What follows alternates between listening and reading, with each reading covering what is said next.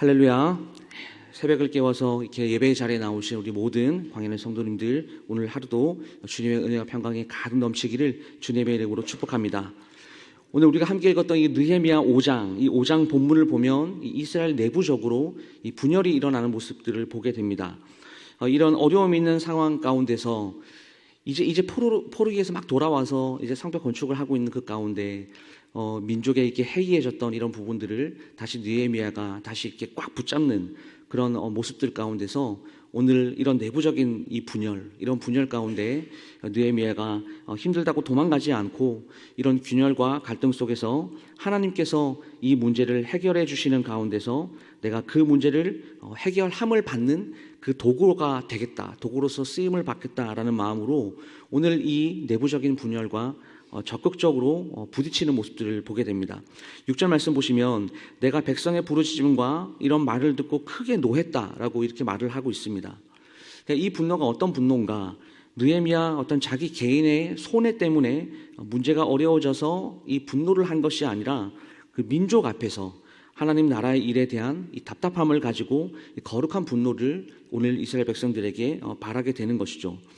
2절에서 5절까지의 말씀을 보시게 되면 오늘 유대 민족들 가운데 많은 사람들이 밭과 포도원과 집 이것들이 이제 전당이 잡히고 어려워지고 그리고 세금 문제를 해결한 다음에는 심지어 자녀들이 팔려갔다라는 기록이 오늘 2절부터 5절까지 나옵니다.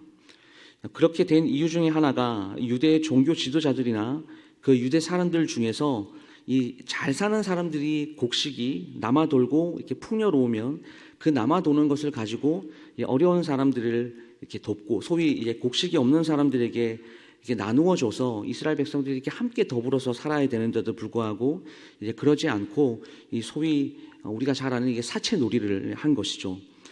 그래서 1절 말씀에 그때에 그 형제 유다 사람들을 원망했다라고 이렇게 말을 하고 있는 것입니다. 왜 6절 말씀에서 느헤미야가 오늘 이렇게 분노하는지 이제 아시겠죠. 동족들끼리 이런 어려움들이 생기니까 느헤미야가 가슴이 아파서 오늘 큰 분노를 내게 된 것입니다. 그런데 하나님께서 모세에게 주신 그 율법 출애굽기 22장 25절 말씀을 보시게 되면 이 동족 유대인들끼리는 돈을 구워주더라도 이렇게 사채놀이를 하면 안 된다라는 것이 율법으로 규정이 되어 있습니다. 같은 백성 중에 가난한 자들에게 돈을 구워주거든 그걸로 이렇게 채권자처럼 사채놀이를 하지 말고 이자를 받지 말라라고 율법이 정확하게 기록을 하고 있다라는 것이죠. 그럼에도 불구하고 유대 이 민족의 지도자들이 그리고 돈이 있는 사람들이 그렇게 하지 않았다라고 하는 것입니다. 그래서 요즘식으로 한다면 이 계층 간에 갈등이 생기게 되었습니다.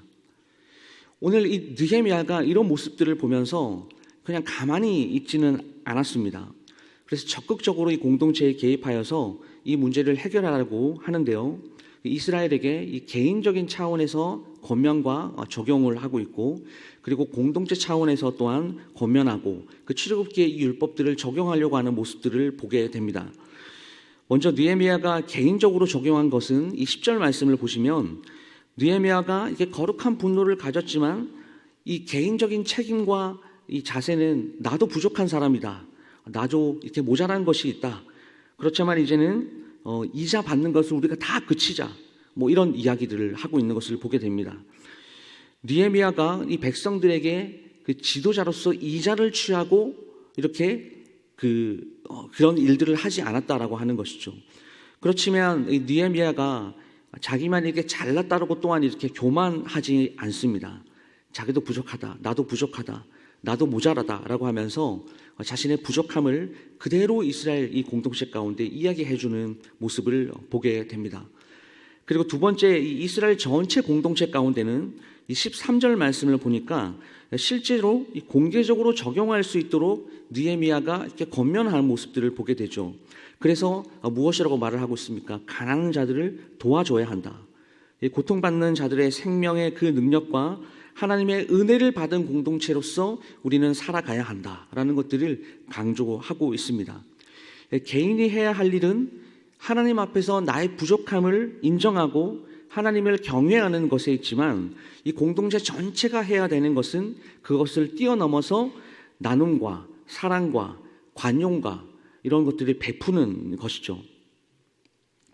여러분, 관용과 베품은 이게 한때 반짝 하는 자신의 어떤 그 감정적으로 하는 것이 아니라 이것이 약간 신학적인 바탕이 있습니다. 왜냐하면 성경이 창세기부터 요한계시록 이 모든 성경 신학 전체가 말하는 것이 그 핵심 중에 하나가 바로 이 관용과 베품의 정신이다라고 하는 것이죠. 신구약 전체에서 나타나는 이 주제이기도 합니다. 고린도후서 8장 1절에서 3절까지의 말씀을 보시게 되면 예루살렘 교회가 이렇게 어려움을 당하고 있을 때, 그리고 문제가 생겼던 교회였었는데요. 그때 이 마케도냐 교회가 정성을 다하여서 이렇게 힘에 지나도록 극한 가난한 가운데 있는 그 가운데서도 정성을 다하여 이 예루살렘 교회 가운데 사랑을 베풀고 관용을 베풀어주는 모습이 나옵니다.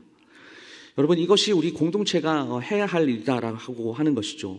이런 정신이 구약에서부터 신약을 거쳐서 지금까지도 우리 교회 가운데 흘러가고 있습니다. 마게도냐 교회는 사실 이방인들이 구성되어 있는 교회였거든요. 이방 교회가 이 예루살렘 교회, 그러니까 유대인들이 모여 있는 이 교회를 돕고자 했다라는 것입니다. 나눔과 이 베품, 이 관용의 공동체가 우리 교회가 되는 그 순간 이방인과 그 유대인들 간의 이 계층 간의 모든 차별을 뛰어넘고 또 하나가 되는 그런 역사를 우리 교회 역사 가운데 하나님께서 베풀어 주셨다라고 하는 것이죠. 이것이 바로 초대교회가 가지고 있었던 그 초대교회의 생명력의 한 능력이었습니다. 오늘도 마찬가지죠. 오늘도 나눔과 베품과 어떤 사랑의 공동체가 교회를 통하여서 많이 형성되고 있는 것들을 보게 됩니다. 여러분, 우리 교회만 하더라도 어떻습니까? 하나님 사랑과 그리고 이웃 사랑을 실천하는 그런 교회이죠. 이웃들을 사랑하고 그리고 지역 사회를 섬기고 그리고 미자립 교회들을 섬기고 국내 선교를 하고 해외 단기 선교 등 또한 군 선교 같은 것들, 여러 가지 보이지 않는 곳에서 어렵고 그리고 힘든 사람들을 위하여서 이런 나눔과 이 베품과 이 관용의 정신들을 잘 감당하고 있는 우리 교회입니다. 또한 우리 교회가 또 바포봉사를 또 가는 이 다일 공동체라고 아시죠? 이것도 마찬가지입니다. 아픈 사람들을 도와주고 힘든 사람, 어려운 사람, 이 고통 당한 사람들을 도와주는 이러한 이 교회가 감당하는 이런 기관들이 너무나 많다라고 하는 것이죠. 그리고 이 국내를 뛰어넘어서 또 해외까지 이것이 이 곳곳에 미치는 것들을 보게 됩니다.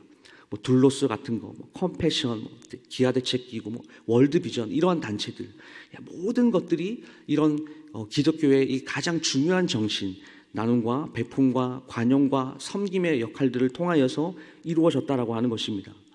오늘 유대인 민족들, 이 지도자들이 베품과 나눔과 이 섬김과 사랑의 공동체가 되도록 애를 쓴다면 오늘 시대를 살아가는 우리 교회 가운데도 이 역사 가운데 동참하면서 여러분 사도행전 2장 아시죠? 나타난 그 나눔과 섬김과 사랑, 이 초대교회 가운데 희생이 나타났던 그런 역할들을 오늘 우리가 다시 반복해야 한다라고 하는 것입니다. 그럴 때에 이 초대교회의 그 숱한 열매가 맺어졌던 그 귀한 그 교회의 역사를 오늘 우리도 이어받아서 우리도 그런 사명들을 잘 감당하면서 살 수 있다라고 하는 것이죠. 그러니까 그런 것들을 감당해야 할 때 교회는 시대를 막론하고 이 사람들에게 그리고 하나님에게 칭찬을 받는 교회와 구성원들이 되었습니다. 교회 안에서는 살아있는 예배를 드릴 수가 있었죠. 그래서 사도행전 곳곳마다 하나님께서 하나님의 사람들, 믿는 자들을 더하시더라라는 본문이 있습니다. 많은 사람들이 하나님께로 돌아와서 하나님 구원 백성 되고 하나님을 예배하고 하나님께 영광 올려드렸던 그 공동체가 바로 구약에서부터 시작되어서 오늘날까지 이어져 왔다라고 하는 그 놀라운 사실이 참 은혜가 많이 되었습니다. 말씀을 마무리하겠습니다. 우리 교회와 성도들이 오늘 이 시대의 아픔에 동참하여서 이 관용과 베품에 넘치는 삶을 사시기를 주님의 이름으로 축복합니다. 그래서 어제 담임 목사님께서도 말씀을 전해주셨죠. 우리 모두가 이 관용 그리고 이 사랑을 베품으로 인해서 이 호감형 그리스도인으로서 이 땅에서 하나님께 영광 올려드리면서 살아가시는 우리 모두가 될 수 있기를 주님의 이름으로 축복합니다.